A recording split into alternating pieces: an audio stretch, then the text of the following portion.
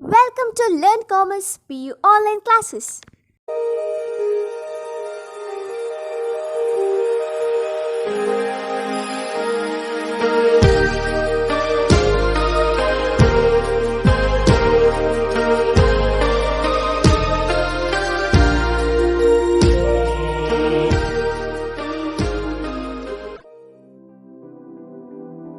Don't forget to like our video and subscribe our YouTube channel for all the updates. Hello my dear students, welcome back to First Commerce Accountancy online classes. Dear students, now we know that how to pass the journal entries, correct, right? How to post the journal entries to the ledger accounts, because in the third chapter already we discussed about the concept called journal and ledger, means posting of journal entries to the ledger account, to the individual account, and balancing the accounts, correct, right? So let's move to the next chapter, chapter 4, recording of transaction part 2. Very simple. Now we are able to say cash comes under asset, buildings comes under asset, creditor comes under liabilities, like that. We know how to classify the accounts, means classification of accounts, and we know the basic rules of debit and credit, and we know the types of accounts: assets, liabilities, expenses, revenues, capital, like that. So we know that how to find out the revenues and how to find out the expenses or losses or any other types of accounts, correct, right? So now we need to know some other new concepts of accounts. So in this chapter we will study some more interesting topics related to accountancy. A small business, see, usually I told that journal entries, when we are recording the journal entries in the books of accounts, business records each and every transactions, means the transaction maybe relates to purchase or maybe sales or maybe any other payments or receipts, whatever it may be.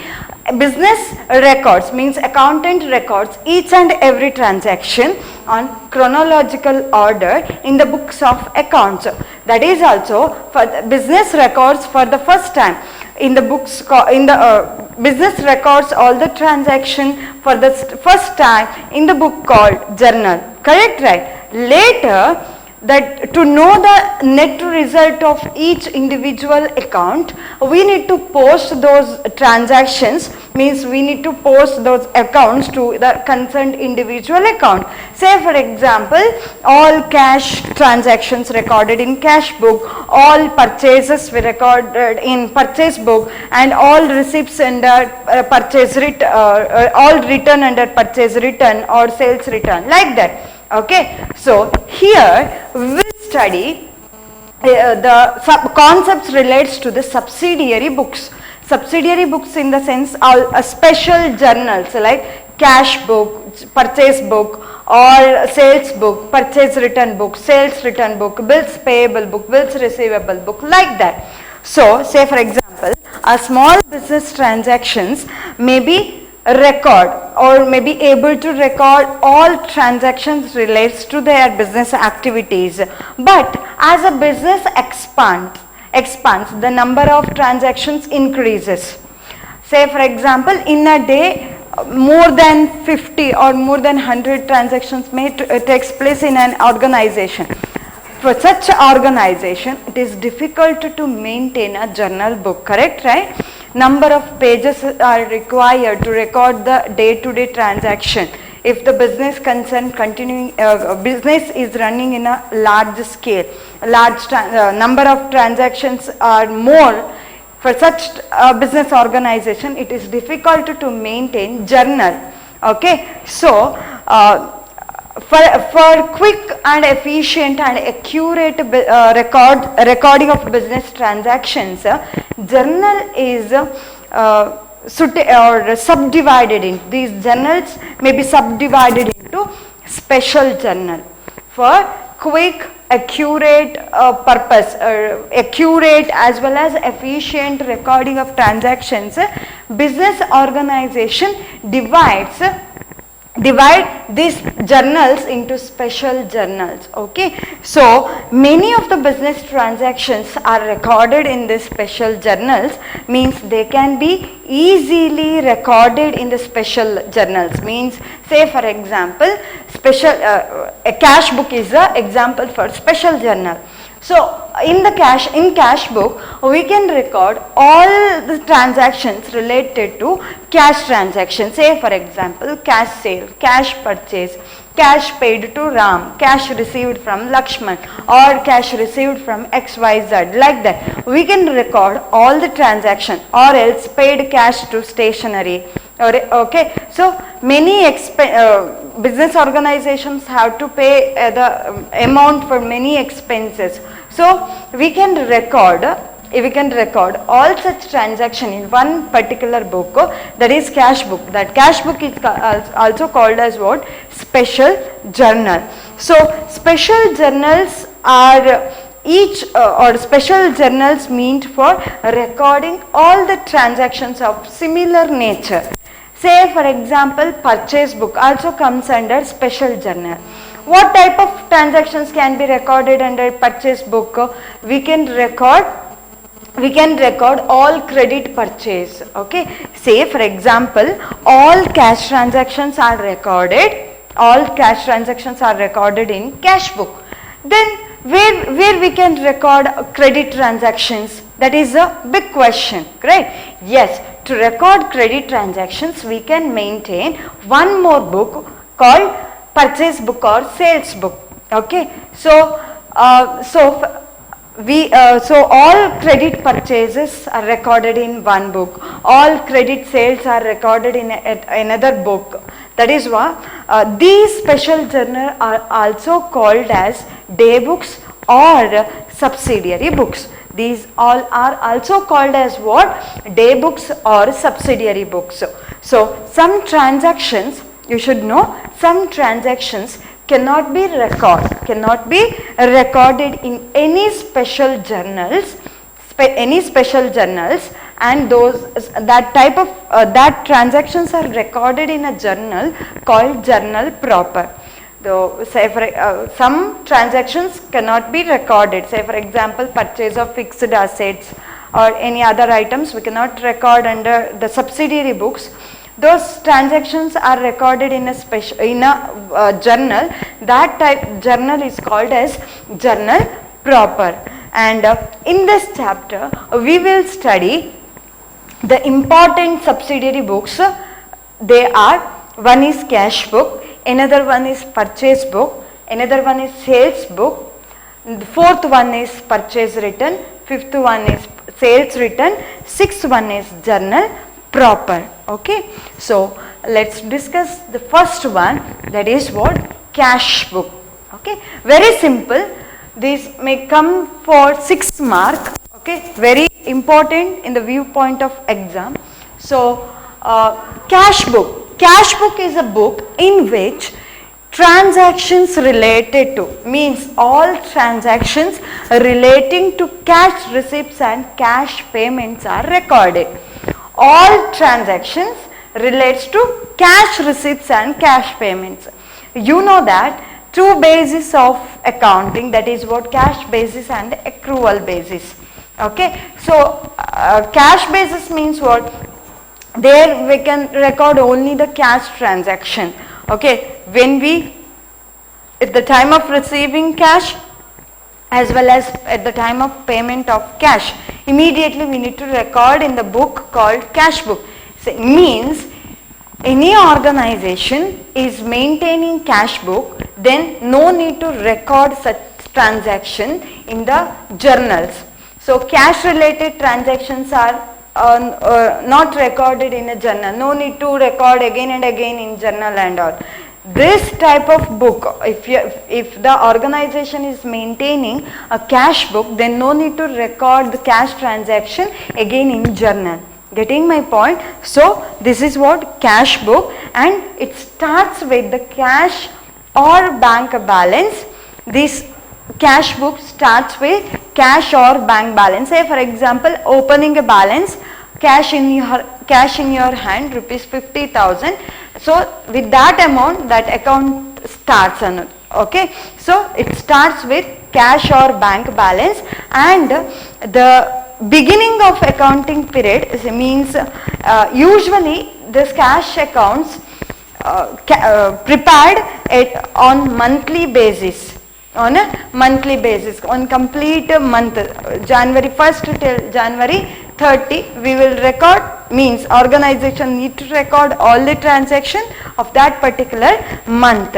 So cash book is maintained by all organization, small or big, or profit or for not for profit organization.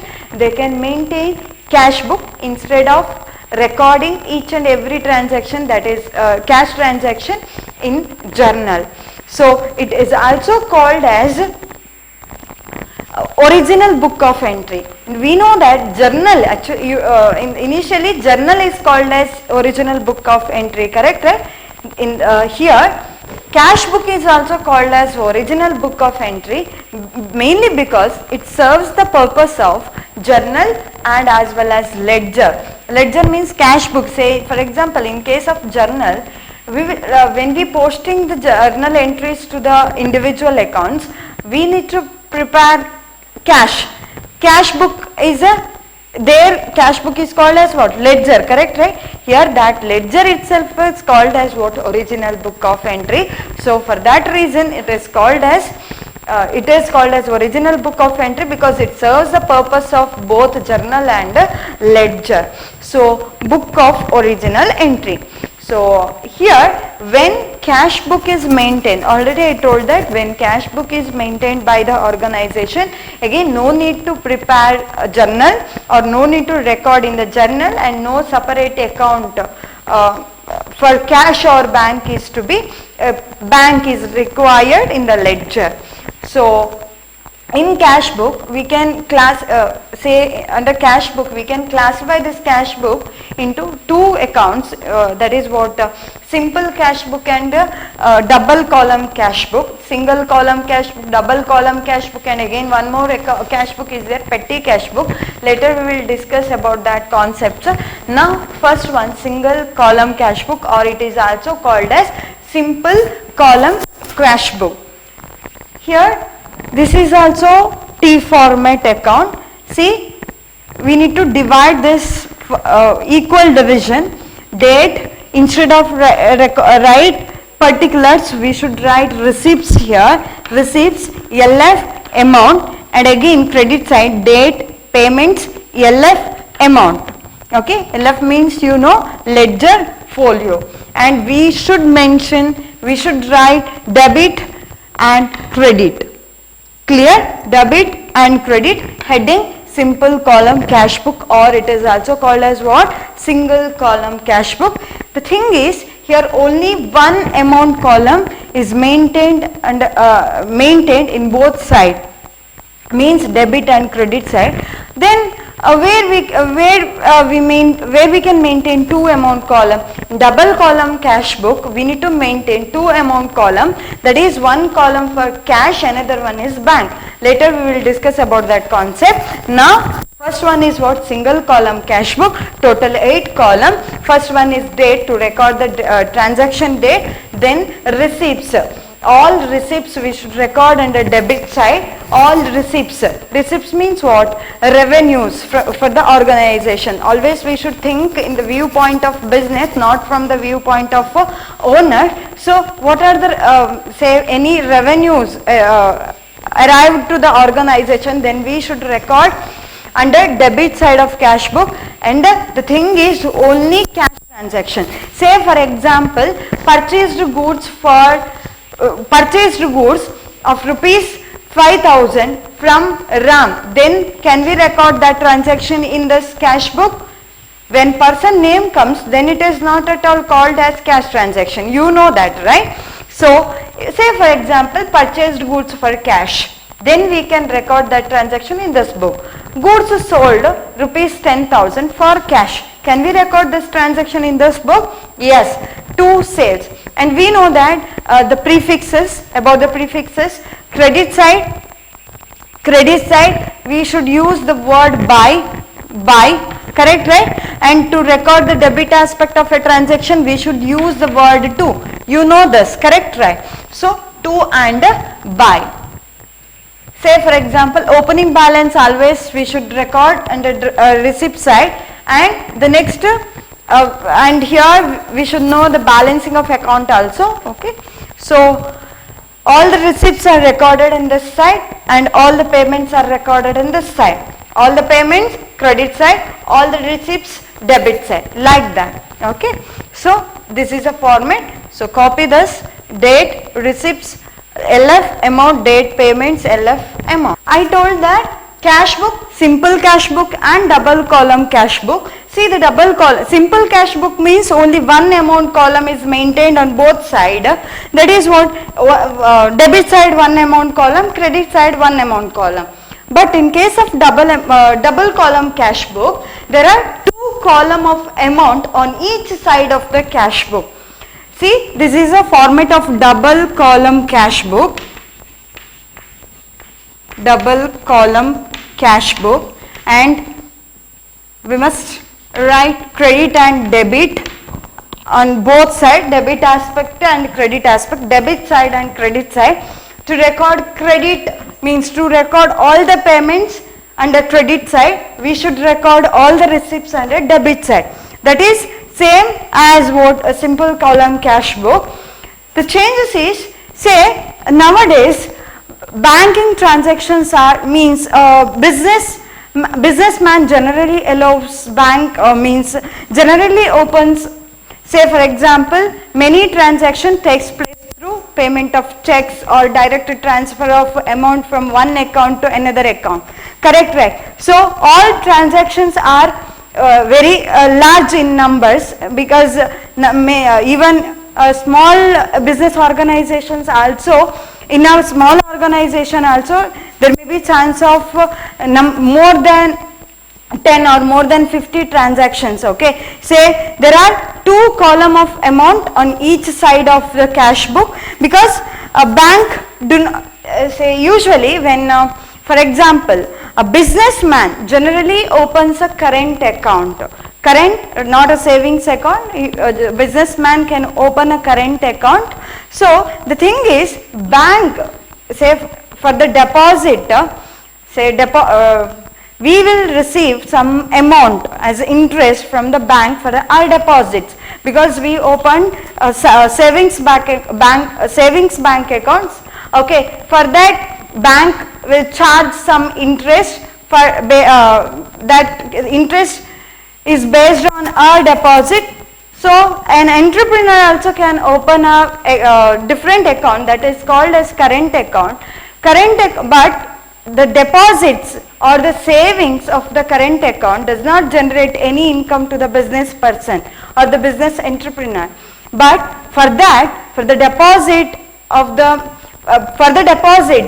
bank will charge some amount. Okay, so that amount is called as incidental charges. Okay, so incidental charges for the service of the bank. So that is called as what? Incidental charges. So this here, usually nowadays banking transactions means every business organization depends on banks or financial institutions.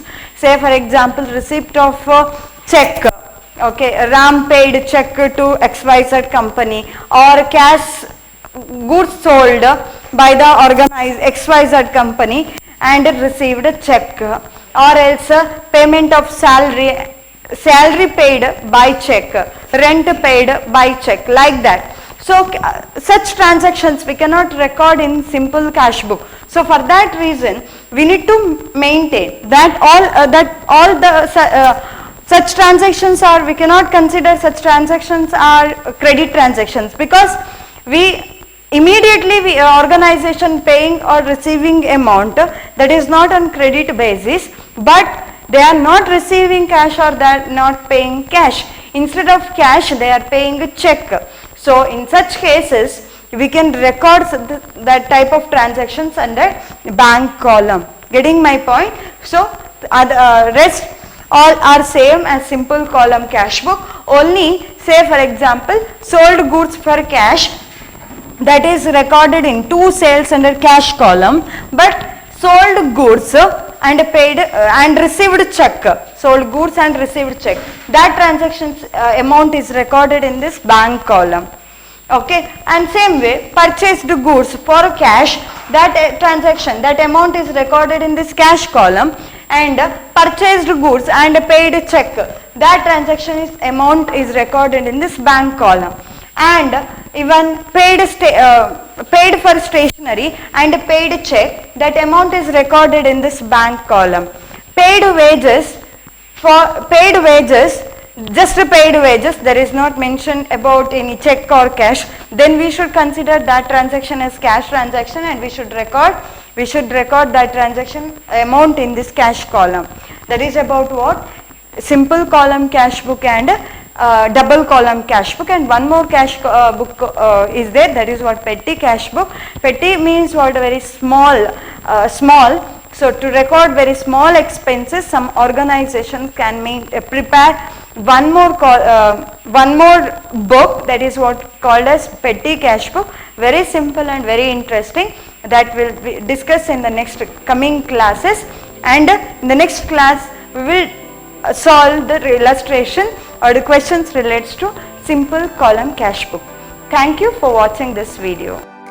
Don't forget to like our video and subscribe our YouTube channel for all the updates.